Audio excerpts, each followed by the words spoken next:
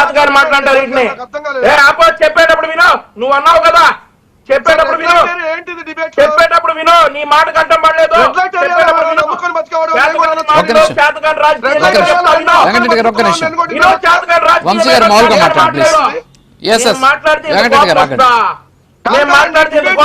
వెంకటరెడ్డికి ఈయన మాత్రం 2 పెళ్లిళ్ళు ఇవన్నీ మాట్లాడొచ్చా?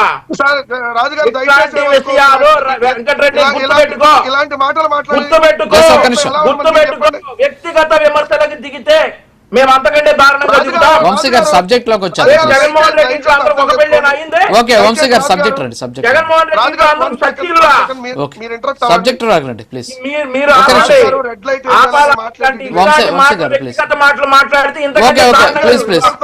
ప్లీజ్ ఇంతకంటే దారుణంగా దిగుతాం. ఓకే వంశీ గారు సబ్జెక్ట్ లోకి రండి ప్లీజ్. యా సార్, అదే సార్ సబ్జెక్ట్. ఓకే ఓకే వద్దు మన సబ్జెక్ట్ వెళ్ళాలి జనాల్లోకి, ఇవి కాదు కదా. సార్ పదే ఇప్పుడు ఇక్కడ వచ్చిన ప్రాబ్లం ఏంటంటే రాజు గారు, ఇక్కడ వచ్చిన ప్రాబ్లం ఏంటంటే వెంకటరెడ్డి గారు ఏం మాట్లాడుతున్నాడో మాకు లైవ్ లో వినపడదు. ఆ తర్వాత డిబేట్ అయిపోయిన తర్వాత మళ్ళీ ప్లే చేసుకుంటే వెంకటరెడ్డి అనేటటువంటి మాటలన్నీ వినిపిస్తాయి. మీకు సిగ్గు లేదా, మీకు చేత కాదా, ఇట్లాంటివి తప్ప మాట్లాడు వెంకటరెడ్డి. సబ్జెక్ట్ మాట్లాడు, ఇవే వస్తాయి. సిగ్గు లేదా అనే విషయం చాలా సార్లు అన్నాడు సార్ వెంకటరెడ్డి. ఎందుకు సార్ 33 కేసుల్లో దొంగ 3000 వాయిదాలు ఎగ్గొట్టినాడే సిగ్గు లేకుండా తిరుగుతా ఉన్నాడు. వీళ్ళ సిగ్గు గురించి మాట్లాడేది, సిగ్గు గురించి మాట్లాడేది. అదే చెప్తా మాట్లాడితే మేము అంతకంటే పద్ధతిగా మాట్లాడతాం. నువ్వు మాట్లాడతా, గుర్తుపెట్టుకో. నువ్వు పద్ధతిగా మాట్లాడు, మేము పద్ధతిగా మాట్లాడతాం.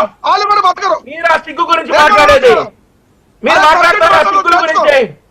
ఈ వెంకటరెడ్డి అనే వారికి సబ్జెక్ట్ ఉండదు. సబ్జెక్ట్ మీద మాట్లాడమంటే చేతకాని రాజకీయాలు, చేతకాని మాటలు, సిగ్గు అనేది గుర్తొస్తా ఉంటాయి. వంశీ గారు ప్లీజ్ ఇలాంటి కనీసం ఎలాగో బయట ఒక్క నిమిషం వంశీ గారు. ఎస్ వెంకటరెడ్డి గారు, వంశీ గారు ఒక్క నిమిషం ఆగండి. బయట ఎలాగూ వాస్తవాలు ఏంటో జనాలు తెలియట్లేదు. ఇలాంటి పరిస్థితి బయట కూడా కనిపిస్తుంది. కనీసం డిబేట్ లో అయినా సరే మనం వాస్తవాలను ప్రజలకు చెప్పే ప్రయత్నం చేద్దాం. సబ్జెక్ట్ మాట్లాడుకుందాం ప్లీజ్. వంశీ గారు ఏంటి వెంకటరెడ్డి పద్ధతిగా మాట్లాడితే మేము అంతకంటే పద్ధతిగా మాట్లాడతాం. వెంకటరెడ్డి పద్ధతి తప్పాడంటే పద్ధతి తప్పితే ఎలా ఉంటుందో మేము చూపిస్తాం. ఒకళ్ళ వ్యక్తిగత విషయాలు తీసుకొచ్చేటప్పుడు పద్ధతిగా మాట్లాడమని. సో నిన్న జరిగినటువంటి ట్రిప్ గురించి సార్ మొత్తం జగన్మోహన్ రెడ్డి వార్నింగులు అవన్నీ కూడా వినిపిస్తున్నా రాజు గారు? ఓకే మాట్లాడండి. నిన్న జరిగినటువంటి ట్రిప్ అవన్నీ కూడా రోజు ఎప్పుడు జరిగేటటువంటి విన్యాసాలే. అయితే ఒకే ఒక సంతోషమైనటువంటి విషయం ఏంటంటే నిన్న జరిగినటువంటి ట్రిప్ లో